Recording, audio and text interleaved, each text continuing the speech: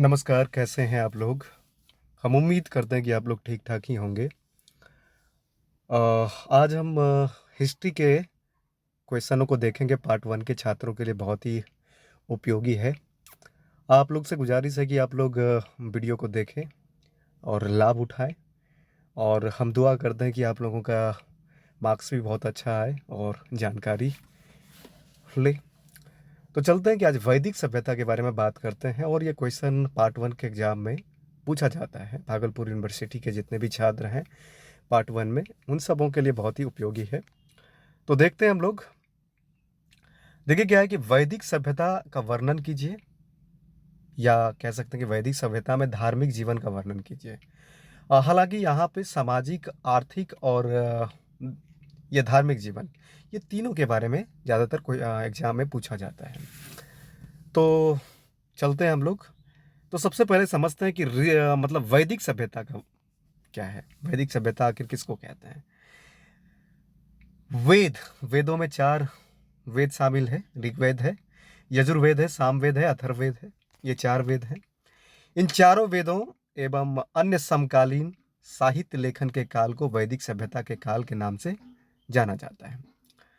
इसकी विवेचना निम्न प्रकार से किया गया है, देखते हैं।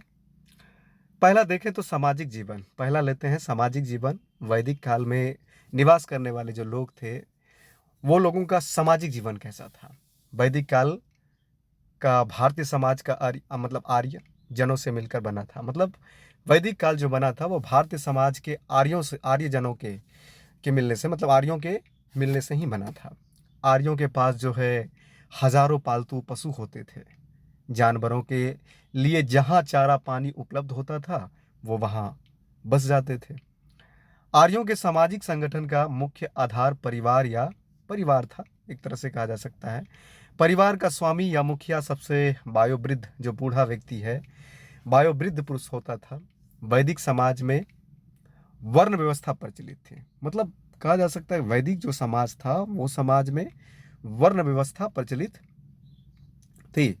वर्ण 4 थे। ब्राह्मण ये सबसे ऊंचा माने जाते थे।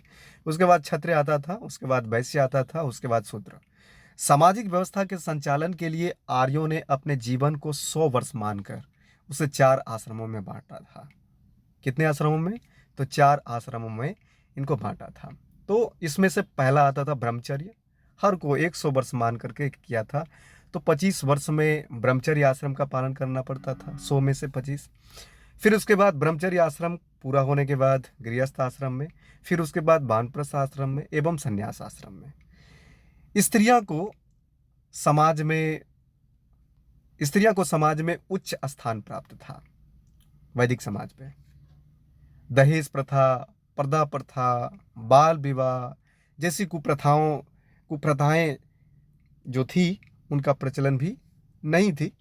सूती एवं ऊनी, मतलब सूती एवं ऊनी वस्त्र उपयोग में लाए जाते थे। किसके द्वारा? तो वैदिक काल में जो लोग निवास करते थे, उन लोगों के द्वारा भी सूती, ऊनी, रेशमी वस्त्र का उपयोग किया जाता था। स्त्रियां श्रृंगार में विशेष रूप से रुचि लेती थी।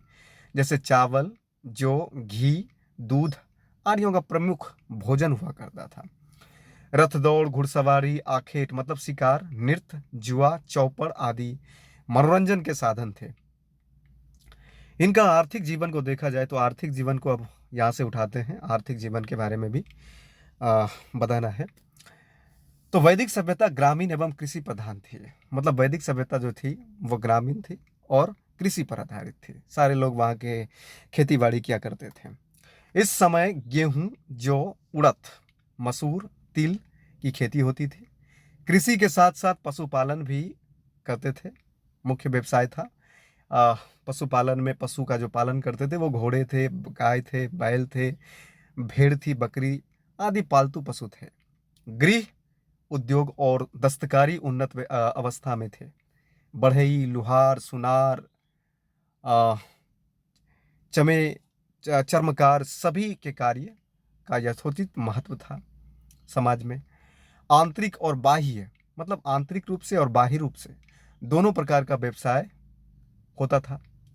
वस्तु विनिमय प्रणाली का प्रचलन था, मतलब चावल दे के आटा लेना, आटा दे के चावल लेना, या किसी वस्तु को देकर के कोई सामान लेना, तो उसी को कहा जाता है वस्तु विनिमय प्रणाली। गाय वस्तु विनिमय का प्रमुख साधन थी। गाय के बदले में कुछ वस्तु लेना होता था तो आसानी से ले लेते थे ये लोग। गाय के बाद निष्क का उपयोग वस्तु विनिमय के लिए किया जाता था। इनका धार्मिक जीवन की बात करें कि धार्मिक जीवन कैसा था वैदिक समाज में, तो धार्मिक जीवन को देखते हैं। वैदिक आर्य जो होते थे, वैदिक आर्य, वो प्रकृति के उपासक थे। वे प्रकृति के विभिन्न स्वरूपों की पूजा करते थे। इनमें सूर्य, चंद्र, वायु, मेघ, उषा, अदिति ये प्रमुख देवता थे जिनकी वो आराधना करते थे, पूजा पाठ करते थे। प्रत्येक आर्य के लिए यज्ञ का विधान था। उनका विश्वास था कि यज्ञ से देवता प्रसन्न होते हैं। पूजा पद्धति का मुख्य आधार यज्ञ थे। अनेक देवता को पूजते हुए भी वे एकेश्वरवाद में विश्वास करते थे। कौन? वैदिक सभ्यता के लोग। नेक्स्ट, फोर्थ में अश्वमेघ, राजसूय, वाजपेयी जैसे महायज्ञों का संपादन इसी काल में हुआ, मतलब वैदिक काल में हुआ। किस काल में हुआ? वैदिक काल में। चौथा, अगर राजनीतिक जीवन को देखें आर्यों के राजनीतिक जीवन की प्रमुख विशेषताएं निम्नलिखित है। तो इनका राजनीतिक जीवन में वैदिक आर्य अनेक जन, मतलब कबीले के रूप में संगठित थे। एक जन में एक वंश या परिवार के व्यक्ति होते थे। दूसरा देखा जाए तो राजनीतिक व्यवस्था का आधार कटुंब था। कटुंब का प्रधान पिता था और अनेक कटुंबों को मिलाकर एक ग्राम बनता था, मतलब अनेक घरों को मिलाकर के एक गांव बनता था। नेक्स्ट, 3, अनेक गांवों को मिलाकर के विष बनता था। अगर विष कहा जाए कैसे बनता था, तो कई गांवों के मिलने से विष बनता था, जिसका प्रधान विषपति कहलाता था। ठीक है। नेक्स्ट है कि अनेक विषों को मिलाकर एक जन बनता था, मतलब कई विष मिलते थे तब एक जन बनता था, जिसका प्रधान गोप होता था। अब उत्तर वैदिक काल में राजा की शक्ति और प्रतिष्ठा में वृद्धि हुई। किस काल में? उत्तर वैदिक काल में। राजा के प्रमुख कर्तव्य प्रजा की रक्षा करना, युद्ध करना, शांति बनाए रखना तथा प्रजा को न्याय प्रदान करना, ये सब कार्य था।